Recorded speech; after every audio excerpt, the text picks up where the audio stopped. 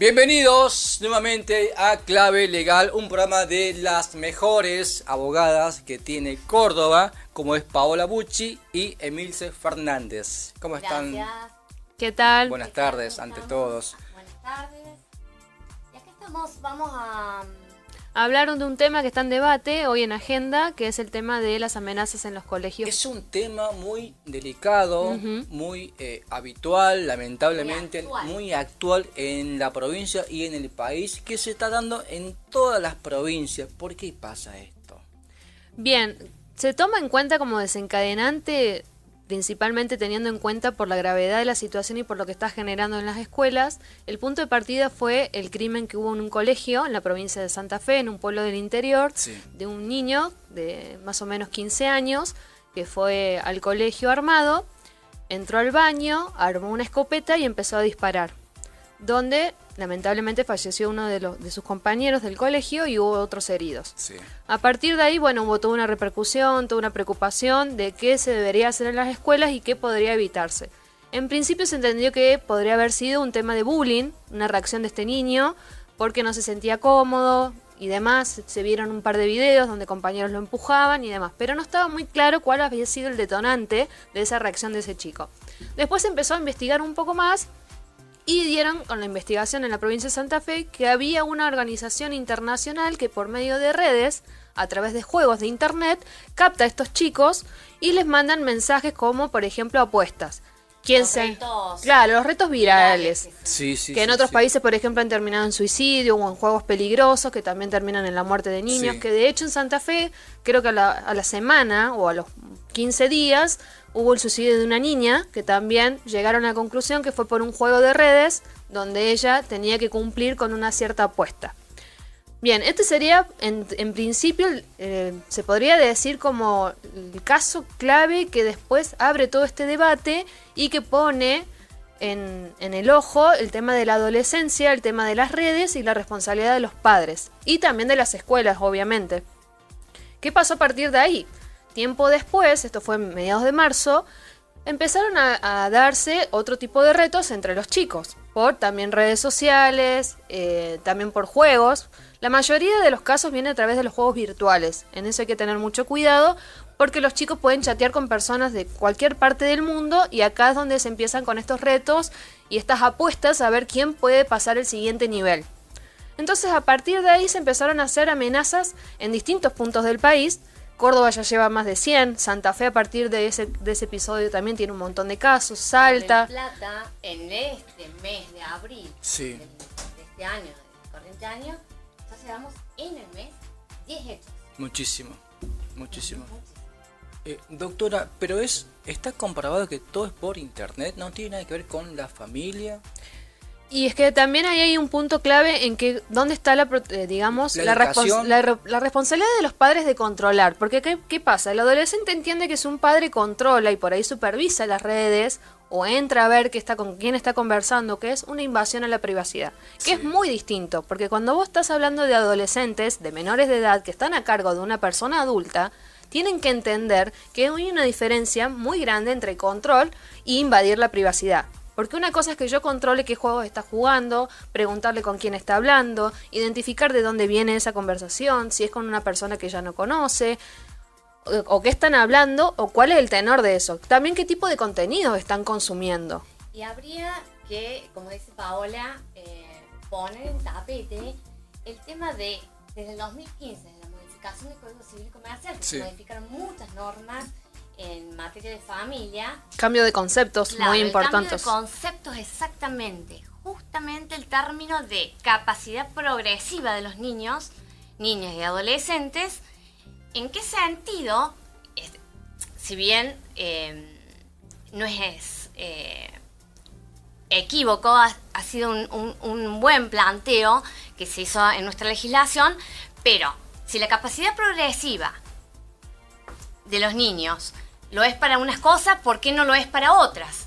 Entonces, ponerle el foco de, así como tienen y son considerados sujetos de derecho, que está bien y hace que nuestra normativa, nuestra legislación interna se adecue más en el campo de las convenciones internacionales, a las cuales Argentina ha adherido, artículo 75, de la Constitución Nacional, inciso 25, pero también entender que esa capacidad progresiva, en medida también que ellos además adquieren obligaciones también, y que los padres no pueden exonerarse de las responsabilidades sobre los menores o las personas menores que tengan a cargo, si es una guarda, si son tutores. Claro, y entender que esa capacidad progresiva también es un proceso y que se tiene que evaluar en cada niño en particular, porque no todos los chicos crecen en la misma medida, por supuesto, no tienen el mismo contexto social. Las provincias, la diferencia en provincias nada más de cómo se vive en una provincia, se vive en la otra, cambia el contexto también en cómo nos criamos. Por ejemplo, no es lo mismo criarse en Santa Cruz con enormes distancias, por ejemplo, para ir al médico, el tema del clima, el tema de un montón de cuestiones, o en grandes ciudades donde tenés todo al alcance. Entonces, esa capacidad progresiva tiene que entenderse como un proceso propio de cada niño, de cada menor de edad. Y que el padre no pierde la responsabilidad a medida que esa capacidad progresiva va en aumento, sino que, en teoría, va disminuyendo, pero tienen que ir acompañados. O sea, si yo tengo un adolescente, que porque el código también habla, por ejemplo, por ejemplo, si se quieren hacer piercing a partir de los 13 años, 16 años, ya lo pueden hacer, no tienen 18, que consultar a los padres.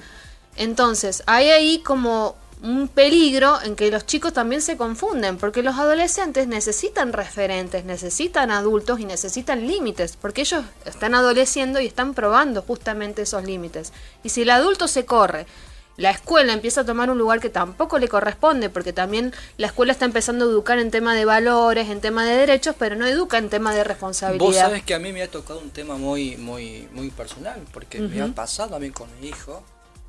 No llegó a grandes mayores, pero yo tengo un hijo adolescente que hace 2 años, hoy tiene 19, que se empezó a comunicar con otras personas de otros países por medio de un juego. Exactamente. Que su mamá nunca me dijo nada por temor, y después se dio cuenta, revisó y se comunicaba y le preguntaba a mi hijo: ¿por qué te quedas tan tarde, tipo 5 o 6 de la mañana?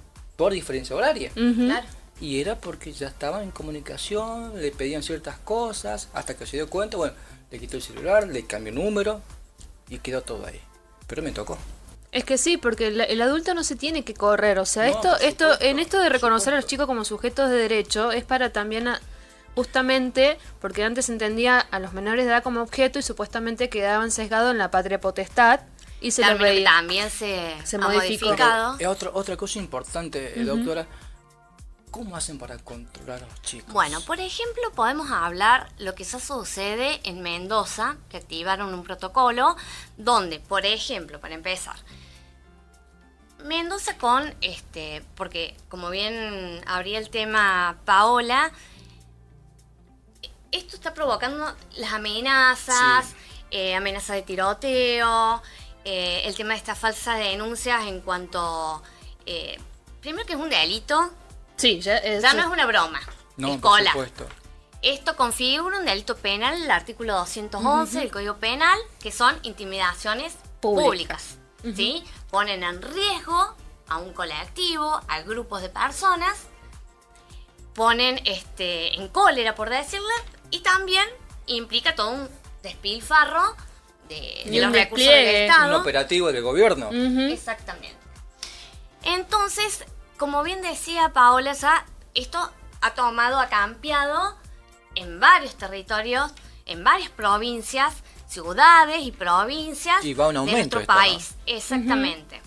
Por lo que ya hay ciertas provincias que comenzaron a tomar un protocolo, como bien dice Paola, nos advierte de que en cada provincia tiene su ley procedimental, su ley administrativa, su ley contravencional. Por lo tanto, vamos a ver cómo va ligado también con el tema después del próximo programa, seguramente, de la baja de imputabilidad para los menores.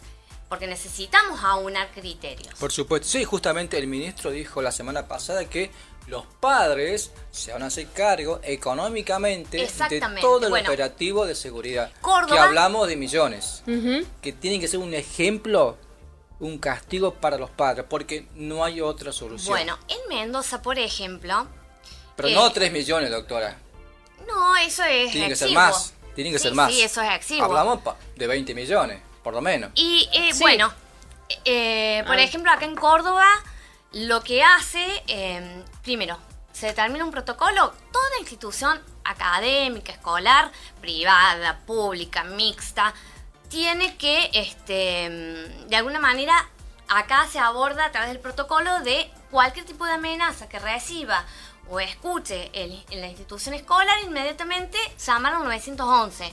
Y ahí Bien. comienza toda la actividad del protocolo y los equipos de seguridad, operativos de seguridad, y de despeje y demás de las áreas que supuestamente o presuntamente están bajo amenaza. ¿Qué pasa? Acá en Córdoba el protocolo se está aplicando que el operativo en costos, el Estado provincial lo determina y directamente hace responsable, intima a los padres de estos menores o el menor que amenazó, sea falsa la denuncia, Sí. sea cierta o Por supuesto. no interesa. Es Pero hay diferencia entre falsa no. ¿Y verdad? No, porque, No hay el, diferencia. no, porque el operativo se pone en marcha pero no igual. es más grave si la denuncia es falsa. Eso ya va a caber luego de la investigación Bien. que se haga. Pero a priori, el Estado lo primero que va a hacer es investigar el hecho. ¿Fue falso o no fue falso? Como dijo Paola, el operativo se desplegó. Los Por recursos supuesto. del Estado han sido utilizados. Esos costos, el Estado provincial intima a los padres como responsabilidad directa. El artículo 1745 del Código Civil habla de la responsabilidad de los padres sobre los hechos de sus hijos. O quienes tengan responsabilidad, pueden ser tutores o el que tenga la guarda. El gobierno determina cuánto es el costo. ¿Hay Claro. un mínimo? Determina, no, porque va a depender de las instituciones, el tiempo, De la qué gente. tipo de agentes exactamente intervienen, si tuvo que intervenir además Claro. la policía, bomberos. Puede ir variando el tema del monto. Exactamente. Claro, bien. Aparte ciertas zonas son más abnegadas que otras, entonces No es lo mismo Nueva Córdoba al centro que exactamente. irse a otro lugar. una comisaría que decirle a la próxima comisaría la tenemos a no sé cuántos kilómetros y demás. Bueno, Entonces, y lo importante de Mendoza, que aplicó la perdóname, ley penal. y lo que sucede acá en Córdoba es que intima el Estado, luego de determinar el costo, a esos padres hasta 5 días es el plazo para pagar esa multa. ¿Y si no tiene plata? Si no tiene plata, si no paga, cualquiera sea las razones, pertinentemente el Estado realiza las acciones judiciales pertinentes. ¿Los padres irán que presos? No, porque nadie va preso por deuda, Bien. pero va a ser Le vuelvo a judicializada le- en el ámbito civil. Le vuelvo a comercial. preguntar, la familia no tiene plata para pagar. ¿Quién se hace cargo de ese operativo? No tiene plata. La familia. No tiene plata la familia. Deberá trabajar, deberá buscar, deberá pedir No tiene préstamo. plata la familia, doctora. No tiene plata, están sin trabajo. Tendrá que iniciar las acciones. No van presos y ellos. y la determinación judicial dirá de qué manera deberán pagar. En cuanto a la detención o privación de la libertad, eso ya es un punto aparte porque hacemos responsable penalmente al autor o autores del hecho delictivo. Y ahí podríamos entrar en el tema de qué edad tienen estos menores. Si ese menor tiene 18 años. Menor de 18 años y bueno, menor de 18 años va a depender. Hoy existe Es un tema, una doctora, ley, ¿no? la ley Es que ha sido complicado, ¿no? reformada, la ley de baja imputabilidad, que eso lo vamos a hablar Sí, en el mejor próximo en el programa. próximo programa, pero medianamente podemos adelantar de que todos los menores hoy vigente, hoy seguimos con mayor, a partir de los 16 años, menores de 18. Es decir, los que ya cumplieron 16 años y los que no cumplieron 18 están en el rango etario de responsabilidad penal. Tenemos la ley ya aprobada el 9 de marzo de este año, donde se bajó la edad de imputabilidad, pero entra en vigencia recién dentro de 180 días de En la septiembre. promulgación, en septiembre, Bien. exactamente. Lo cual, a partir de septiembre en adelante, con esta ley nueva, que está sancionada, pero entra en vigencia un poquito más adelante, ¿por qué? Porque el Congreso Nacional lo que hace es darle tiempo a las provincias para que puedan articular la parte procedimental. Ahí sí, cuando entra en vigencia, con esta ley, reitero que tenemos aprobado los menores de 14 años, es decir, los que ya cumplieron 14 años y que no hayan cumplido 18, es decir, en ese rango etario, ya son penalmente responsables de delitos. Todos los que van a quedar abajo, o sea, fuera de los 14 años, de 13 para abajo, si realizan algún delito en la comisión de un presunto hecho delictivo, va a quedar bajo la investigación de un fiscal como con capacidades en la materia, por esas edades y demás, determinar a la autoría o responsabilidad de esos menores o del menor, pero inmediatamente cesan ahí sus funciones y lo pasa al sistema de régimen de protección integral de niños, niñas y adolescentes, la ley 26068. Doctora Bucci, ¿esto se está implementando en otros países? Sí, por ejemplo, lo que hace Estados Unidos, por ejemplo, pone escudos digitales, revisan las redes sociales. Después, bueno, en otros países, hago referencia a Estados Unidos porque es lo que conozco, no por traerlo a colación. Es un tema muy importante de ese país porque los menores allá van presos. Allá van presos porque según el delito que ellos cometen, según la gravedad del delito, son juzgados como adultos. Esa es la diferencia con... Que es otro tema que después lo vamos a tocar. Y dependiendo de cada estado, lo que nosotros llamamos provincias, ellos tienen estados verdaderos, estados con sus verdaderas constituciones. Y como hay estados que tienen pena de muerte también. La pena capital y otros no. Y están dentro del mismo territorio de Estados Unidos. Y volviendo a tu pregunta con el tema de la responsabilidad penal, por ejemplo en Mendoza lo que pasó es que ahí, como tienen otro régimen de procedimiento penal juvenil, se ha imputado a un menor de 16 años y a la madre como instigadora. Entonces ellos están imputados directamente por el delito del 211 que dijimos del Código Penal, que pueden tener una prisión de 2 a 6 años. En ese caso, en Mendoza, como tienen ese tipo de regulación procesal penal, en ese caso sí, por ejemplo, el niño fue imputado, el menor de edad, junto con la madre, porque se descubrió a través de las revisaciones de las redes sociales, de los mensajes, que también la madre lo había instigado. Claro. Entonces hay una responsabilidad de la madre y del hijo penal, por ejemplo. Pero así se maneja Mendoza. Doctora, ¿pero qué puede pasar quiero contar con la mentalidad que de una Mendoza, madre? Quiero contar el caso de Mendoza que acaba de enunciar Paola, y que no es un hecho menor porque puede servir de modelo para otras provincias con respecto al protocolo. Mendoza, a partir de este caso que acaba de comentar Paola, que es importante porque es un caso jurisprudencial, abre las puertas y el ejemplo para otras provincias, ya que lo que determinó Mendoza es un protocolo donde las instituciones académicas, educativas, todas,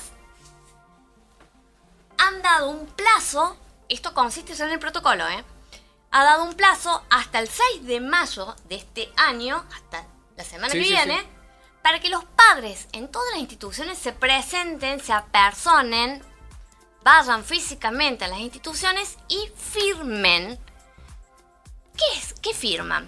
Firman un consentimiento y entendimiento en cada institución donde vayan sus hijos a estudiar recreativos, escolar, extracurricular, van y firman. Y con ello dan el consentimiento sobre responsabilidad patrimonial que van a tener si sus hijos amenazan, intimidan en las instituciones escolares. Además, el deber de guarda. ¿Por qué? Porque se asume que el padre, el progenitor, los progenitores o el que tenga la tutela del niño, la guarda definitiva o intermedia y demás, tiene ese deber de saber o al menos revisar las mochilas, las cosas, las tareas de la casa, que se supone que va a asumir el deber de garantía de haber revisado los útiles antes de ingresar. Parece un exceso, pero a esto hemos llegado. Garantía, el padre es garante, o la madre, de que el niño al momento de ingresar al colegio va con una mochila con elementos escolares y sin objetos peligrosos para la salud o la vida de las personas. Sí, de hecho acá en Córdoba hubo una noticia controversial que en un colegio se decidió que, por ejemplo, los chicos no podían llevar mochilas, sino que tenían que llevar bolsas o tipo maletines transparentes para evitar esto de requisarlo y demás y que esté toda la vista. A lo que hemos llegado, ¿no?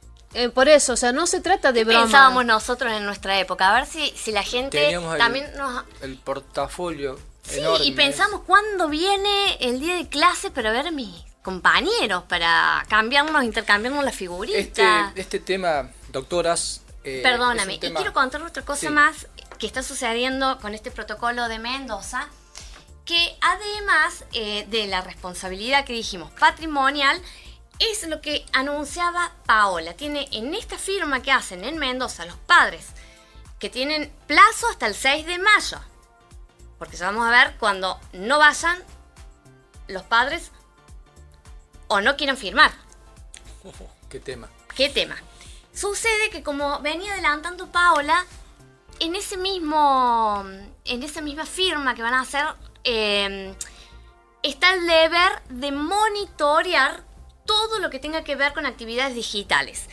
Y toda plataforma que permita la difusión de estos retos virales o amenazas con mensajes por medios digitales. Plataformas todas, Instagram, Telegram, Facebook, Facebook, TikTok. TikTok, todos. Entonces son garantes de todo esto.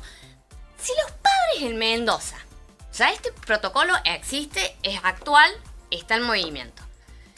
Si los padres no firman, se niegan, se labra un acta supletoria con testigos ahí en la institución escolar, para que esa notificación que debía firmar el padre o la madre y no lo hizo, se negó, tenga una validez judicial a posteriori. Porque estamos hablando en estos protocolos que incitan, inmediatamente, intiman más que incitan, a las instituciones escolares a empezar a actuar y luego pasan la actividad judicial.